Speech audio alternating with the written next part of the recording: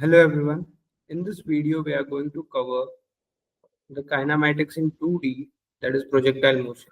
So in kinematics, we have already covered, according to the syllabus guide, we have covered all the initial parts. But kinematics in 1D, we have also talked about the motion graphs in the previous video, uniform and non-uniform motion. Now we are going to cover the projectile part or the two-dimensional kinematics in this particular video. Okay. Also, at the end of the video, we're going to have a qualitative discussion regarding air resistance or fluid resistance on a projectile and how it can change or vary the time of flight, trajectory, and range and terminal speed as well. So, before we start with kinematics in two dimensions, we need to understand vectors. Okay. So, we are aware of velocity being a vector quantity.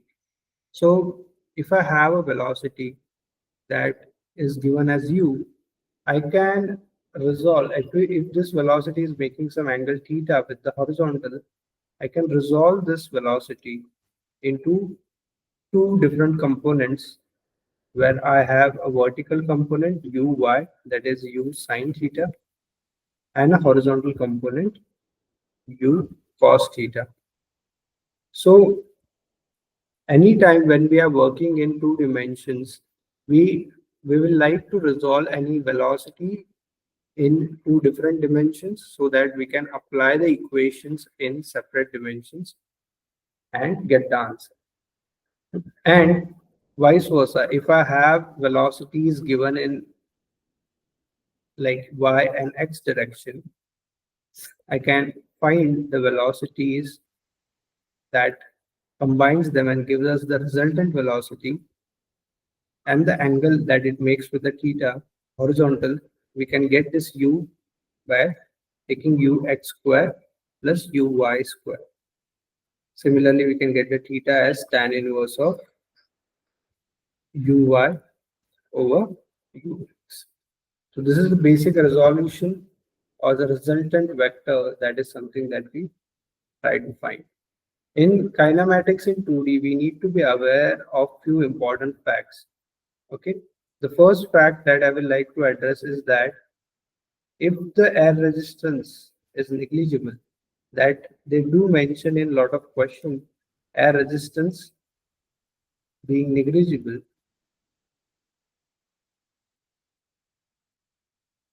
then the only acceleration that we have is the vertical acceleration, and that vertical acceleration is downwards, so we can treat it as negative g, or we can have negative 9.8, or sometimes we can approximate this to 10 meter per second square. While the horizontal acceleration will remain 0, this is regardless of what kind of motion is happening. This is regardless of the type of motion or a type of object, mass, speed of the object, whatever it is. No other facts can influence these two facts, that the vertical acceleration will be g and horizontal acceleration will be 0. Okay. Now, this is the cases where you are doing the motion under gravitational field. Obviously, we can have projectile motion where acceleration, vertical and horizontal, can be non-zero, that we will see in gravitation chapter. But we can have, for this scenario, when we are talking about projectile motion, most of the projectiles are considered that air resistance is negligible, and vertical acceleration and horizontal acceleration, we can have a fixed values working with them. The g value might change if the g is on other planet. So g is acceleration due to gravity. So if it is, and 9.8 is specifically for Earth. So if you are changing any planet or position, there, based on that, the g value will also change. But the technique of solving the problems is going to be same. There are different scenarios that we are going to explore in this. and how we apply the SWOT equations to find different quantities regarding uh, projectile motion, but we need to remember some important facts along the way. So starting with horizontally launched motion.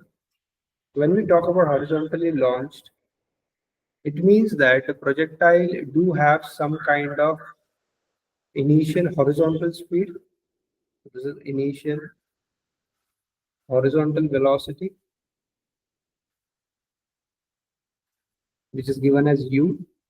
And we can see that there is no vertical component to this velocity. So it is launched, it is given, and then there is no vertical velocity. So x represents horizontal and y represents vertical velocity. So what I usually do is whenever we are solving a SWOT equation related projectile motion or kinematic related problem, it is always a good habit to define all the variables by making a table. And we have 5 variables only, so S, U, V, A, T. But before we do that, we have to always make sure that we are defining between which 2 points we are defining those quantities, because vectors are very specific about the initial and final position. So we are talking about A, that is here, and B is somewhere here. Okay. And let's say I want to calculate these quantities. Let's say I want to calculate R, which gives us the range. Horizontal distance covered is R. Then we have V at B, which velocity or final velocity they are asking. And the time of flight, like how much time it will be in the air before hitting. Now, most of the students assume that the velocity at V will be 0 once it hits the ground. But remember that this is just before hitting the ground. So, because the physics or the acceleration will completely change if the object gets into a contact with the horizontal surface. So here, similarly, here also, we are not assuming any contact. It is like just left scenario. So object has just left the surface and object just before landing. This is where we are predicting our velocities. Okay, here height h is given, g is downwards, and velocity, what will happen? The horizontal component of this velocity, we figure out that the horizontal component of this velocity, that is ux, does not change. So the length of this vector remains same throughout. Okay, and then what is happening here? There is initial velocity in vertical direction is 0. Now why this is not changing? Because acceleration in horizontal direction is 0. So acceleration is required to change the velocity. If the acceleration is 0 in the horizontal direction that you can see here, it means that the velocity won't change. So initial and the final velocity in the horizontal direction will remain same. While the vertical velocity will be increasing in the downward direction as there is an acceleration in the downward direction. And because of this, what will happen? Even if the velocity in the vertical direction initially is 0, it will keep on increasing. It will keep on increasing until we have both the components Vy and Vx. So this is X component, final velocity. And the object usually follows the path of the resultant of both these vectors. So whatever the projectile or parabolic path that we see is due to the resultant vector following that path. Okay, as the gravity increases the vertical component of the velocity. So this final velocity can be determined. Okay, so before that, we will like to calculate few of those quantities and how we will use this table to calculate. So first thing, you can make this table properly. Always make sure that you have the quantities. If the displacement is downward, I will take it as negative h rather than just h in the vertical direction. If the displacement is to the right, it will be positive r. Then you have initial velocity u, given 0 in y direction, final velocity we can name it as Vy. Acceleration is 0 in horizontal direction, vertical direction is 0, and time let it be some capital T. So first thing that we need to know is that what is the information that is given. The information given here is h and u. So if I know h and u and g is also known, so I have three informations about this. Whenever I have three information, I can figure out other two. While in this particular table, R and T both are unknown, and we can't use these three quantities. Even if it is known, we can't use any equation that can give us value of R or T. So we will rely on variables in y direction.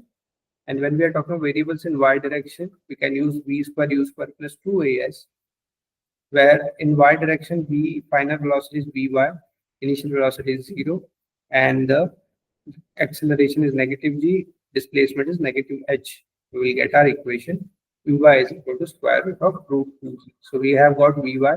Similarly, in y direction, we can have s is equal to ut plus half at square. S is in y direction, it is minus h. It is 0 initial speed minus half gt square, and the minus sign will get cancelled, and we will get time period as the root of 2h. So this is very important to remember. The time of flight depends. The time of flight depends only on height. And this is very important fact, because imagine if I drop a ball and I have launched a ball.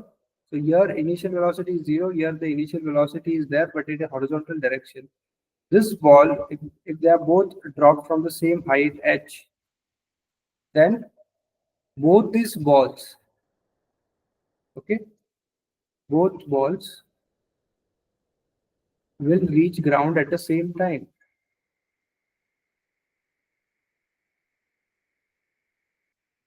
Because the time of flight or the time period only depends on the height of the launch. So it doesn't depend on like what is the horizontal velocity, whether it has any horizontal velocity or not.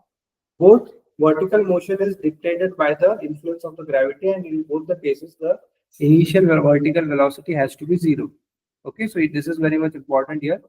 Initial vertical velocity is 0 in both cases. Okay, even if it, so horizontal velocity does not affect the vertical motion. So this is the reason why they both have same time period while falling from same height. Now to find the range, once we have the time period, time will be same in both the dimensions. So if we take about motion in x direction and use s is equal to ut plus half at square, the range, the a is 0 in this scenario, a is 0. So we get the range to be u into t, and the u is given as u is already given, so we will rely on t, and the t is can be taken from the previous answer. Okay, so this is how we can find the range as well. Now how we can find the final velocity? The final velocity is the resultant of the horizontal and the vertical component. So we can take a square root of u square plus vy square. Both the vertical and horizontal component we can square them, and we will get the root of u square plus 2gh as a final velocity. This is how we find out the various quantities at different points. If I change the point from reference or point of reference from A to B, let's say at C.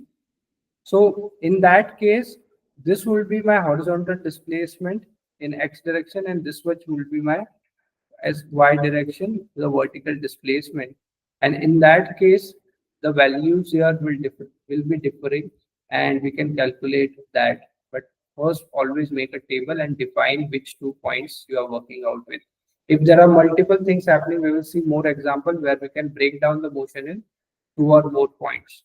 Okay, before we move on to the next part, we'll also like to see how the graph varies. The horizontal velocity graph with respect to time is constant, so it does not change. While the vertical velocity has a constant straight line. Now, why it is a constant straight line? Okay. Now I will like to make a correction here. It is like, since the velocity is in negative direction, so I can make a vertical velocity being increasing in negative direction. So this is velocity y and time t. So it is increasing from 0 to a negative final value, that is root of 2gh. Okay, that's what we calculated here. And the gradient of this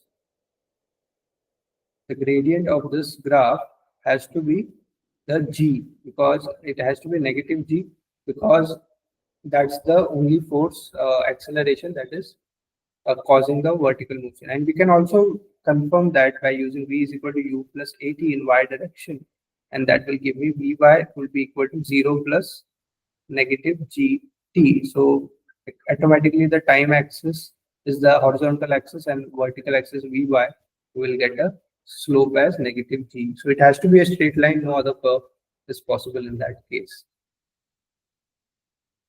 Okay, so this is a case for horizontally launched. Now once we understand the basics of this, we can see some different scenarios. Let's say the object is horizontally launched.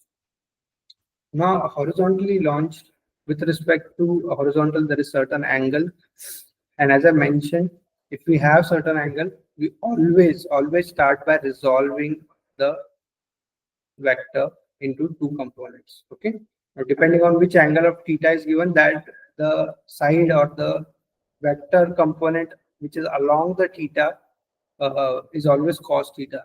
Okay, so be aware of that. So for example, if I am doing something like this and I have been given this angle instead of the horizontal one, you can, if this is u, then this will be u cos theta and this will be u sin theta.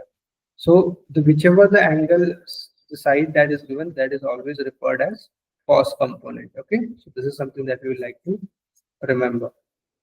Now once we understand the basic of this, we will know that the projectile will go up, come down at a certain point, and we can break down the motion in three particular points, that is A, B, and C. Okay, so why we are breaking those motion down? Because let's say we want to find a certain quantities like these. Now what are those quantities? First is the range of the motion. Now range of the motion is from A to C. Then we want to find the height or the max height that the object has reached. Max height can be only be referred to motion from A to B, and the time t is the entire time of flight, and it is going from A to C. So what we can do here is one important approximation that we can make it, that if I'm just considering motion from A to B and I don't want to calculate the motion from A to C again separately, I can take that the range from A to B, the horizontal range, can be taken as half of the range, because B will be at the midpoint of the motion.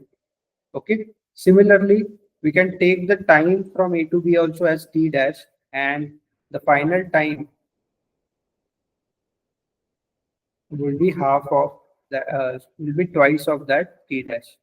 Okay, so we can just do the calculations for A to B, and still we can get the values for the A to C as well, just because the values are exactly same. Okay, just it will be half or double. Now talking about the vertical and horizontal acceleration here also is 0, because air resistance is negligible, and vertical acceleration is negative g. This is what we do in this table also. We have defined some variables. Now what will be the range here? Horizontal range is r by 2. From A to B it is r by 2, while the vertical is positive h, so because it is going upwards. Then we have u cos theta and u sin theta as the initial speeds in vertical y and x directions. Similarly, final speed at B. Now B is very important, because we can see at max height, the vertical component of the velocity has to be 0. Okay, while the horizontal velocity has to be the u cos theta, it won't change, because obviously there is no acceleration in horizontal direction, so u cos theta won't change, but this will go to 0 because acceleration due to gravity is downwards. points. So at maximum height, the vertical component of the velocity becomes 0 is something that we need to remember. Once we identify this, okay, then we can start calculating. So we will first see that the values are given in at y direction is more compared to the values given in x direction. So these are the three values that I know: u sine theta, uh, 0 and g. So I can use, let's say I want to find h. So in y direction, when I'm working in y direction, I can have first v square u square plus 2as. If I have this equation, I can substitute final velocity at b. This is the velocity in motion from specifically from a to b. Clearly defining points is very much important. I will repeat this again and again. Okay, once we get this equation, we can get the height will be u square sine square theta upon 2g. Then the next is we can use v is equal to u plus 80 and we can get the time as well. So final velocity is 0, so u sine theta minus gt. So time period will be u sine theta by g. Okay. Similarly, to find the range, I can take the motion in x direction and I can use the Seward equation. Again, the acceleration in x direction is 0. So the range is half r by 2 and the time was t dash. Okay, initial velocity in x direction is u cos theta. So once we do that, what we will see is that we can substitute the time that we got in the previous part in y direction. It would be same time period, and we can substitute this to get a equation for the range, which we can simplify. Okay, and the final time period will be twice of t dash, so that is also can be found. So this is something, this scale is, you don't have to remember this as a formula, but rather you have to learn the skill to build this formula, looking at the variables given and making a table between 2 points, and we can also use any Seward equation to get whatever we want. Okay, now here more important thing is what will be the velocity at this particular point.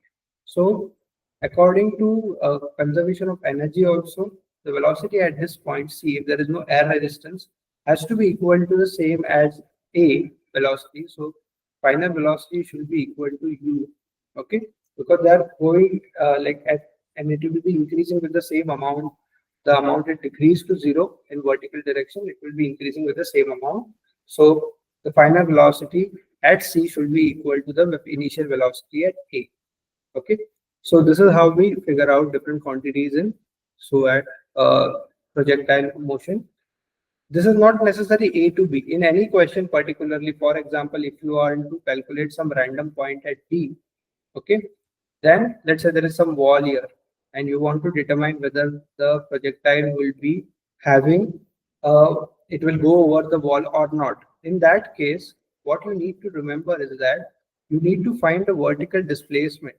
So that's why we are not concerned about the curve part of this, because we are talking about displacements. Okay, so if we know the distance, let's say if I know the distance from this launch to the wall, that is x, okay, that will give me the horizontal distance, and from that I can calculate the time period, and from that time period I can calculate the height of the ball at position D. Okay, so in that case, what will happen is like in that case, if we find a height that is more than the height of the wall, we know that the ball will go over the wall. Okay, so these kind of minute things that we can do, but always make sure that you are making table between the points that you are considering the values. So I will be considering point from motion from A to D directly, not for the B part if the values between A to D is given. So those are the few things that you will see in the different problems. And that will help us to calculate any position or displacement at any particular point. Okay, now once we have covered this part, we will see one more scenario. Meanwhile, we will quickly go through over the horizontal velocity being constant. That will be u cos theta all the time. And here, when we start with u sine theta, initially, it will be in positive direction, but here at point B, it will be 0, and then at point C, it will be negative u sine theta. So it has to be equal because the velocity is only getting in the opposite direction. And the area under the curve represents the distance r by 2, and this is also distance r by 2. So the total range is covered. Okay, so this point is C. So, and the gradient has to be a straight line, single curve. It is a velocity. So slope here, the gradient here is negative g. So it has to have a negative gradient to get that. The last part of this is one more little bit challenging example. Let's say the object is launched at an angle, but it is also launched at a particular height. So we can break down this motion from A to B and B to C. We can see from A to B there has a separate range R1, and from B to C there is a separate range R2, and combine both of them we will get the total range. And the height h is the height from which we are launched. Now let's say u and theta are given. So we can have a components u cos theta and u sin theta in that direction. We will be first considering the motion from A to B to just figure out what is the maximum height it will reach. So the range in x direction is r1 and range in y direction is h. It is a positive h because it is going upwards.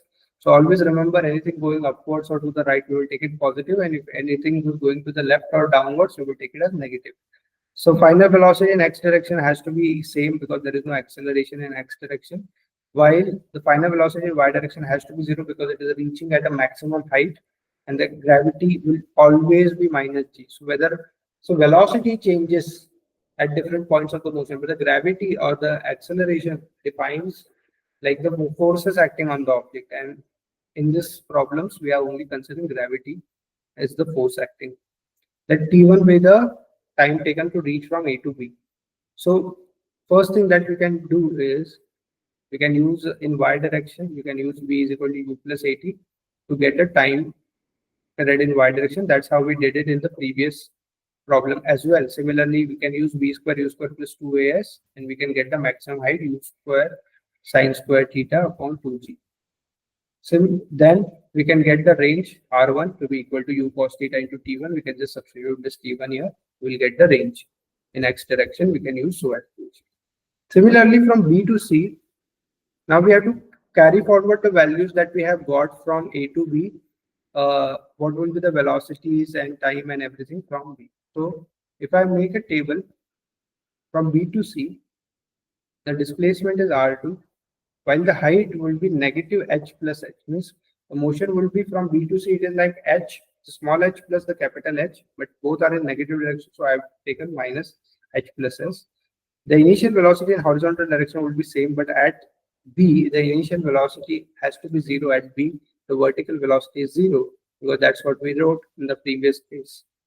Final velocity in x direction will be u cos theta because there is no acceleration in x direction, but it has to be some v dash, some velocity at the bottom because it will be coming down for time t2. Now, once we have defined all the variables in both the directions, it is in y direction we can find the time by using s is equal to ut plus half at square, and we will get the time something like this. Similarly, if I can use v is equal to u plus at, I can get the final velocity as well, which you can write it something like this. And in x direction, if we use this equation, we will get the range something like this. So we can combine T1 and T2 and R1 and R2 to get the final range, and we can combine the velocities, vertical and horizontal components of final velocity to get the final velocity as well. Okay. So this is how we can find a time period, range, height, or anything regarding. We just have to fix 2 points and use correct equations to as per given information. Now, what are the effects of time period? What are the effects of air resistance? The air resistance, first thing that we will like to know about, air resistance always acts in the opposite direction of the velocity. It is a force. So it usually the object experiences a net force in the direction of the resultant force of a weight. So what are the forces acting on the object? Usually the weight and the air resistance, depending on what is the direction of the motion. So if the object is moving in this direction, the air resistance will be exactly opposite of the resultant velocity. Now I will break down this motion from A to B. Now this is the original path. So if we, in the original path, if we look closely, okay, we need to understand that the weight is the one of the vectors that are acting, while the air resistance is in this direction, downwards, in the opposite direction of the velocity. Okay, so what does it mean? The resultant, the air resistance, will contribute and have both the components. Okay, it will have one of the components in the horizontal direction and one of the component in the vertical direction. Okay, so we can see that the velocity, so force in the x direction is non-zero, and the velocity force in the y direction is weight plus the air resistance. So what is the effect of this? The effect of this is, if we talk about acceleration in x direction, it will be non-zero, which we were considering to be 0 in the initial part, and the acceleration y direction is greater than g. Why it is greater than g? Because there is a greater force in y direction compared to weight. So this is the case where it is going upwards like this from A to B. Okay, the things will be different if you are going from B to C. Let's say this is from B to C. For motion from B to C, we can see that the air resistance will be in this direction and the weight will be in vertical direction as usual. Now you can have two components, vertical components of this and the horizontal component. The horizontal component is same and it will be negative air resistance, but the y component will be weight minus, because it is the opposite direction of the weight. Okay, because of this, what will happen? Here the acceleration in x direction won't be 0 again, and acceleration in y direction has to be less than g, less than the value of the weight, because we are subtracting. So this is something that we need to remember. Now what are the effects of this? If the acceleration in the horizontal direction is non-zero and it is negative in direction, like in this direction, and the acceleration y direction is downwards, so what we need to know is that the projectile won't be able to reach the maximum height, nor it will reach the maximum range. So this blue path tells us the path with air resistance. It will start the same, because initially the velocity, the air resistance will take some time. Okay, here at this particular point, if I want to draw the velocity is horizontal direction. The air resistance is also horizontal, and the weight will be in this. So in this direction, at this point at B, the acceleration is g, exactly g, and acceleration here is greater than g in y direction. I'm specifically talking about y direction, and here the acceleration is less than g. So those are the different scenarios that we see. Okay, and air resistance depends on two things. Air resistance depend on surface area and the velocity of an object, and we will see applications of air resistance and resultant forces in the chapter of forces. But this is how the projectile changes its path if there is some air resistance acting on. Thank you, everyone.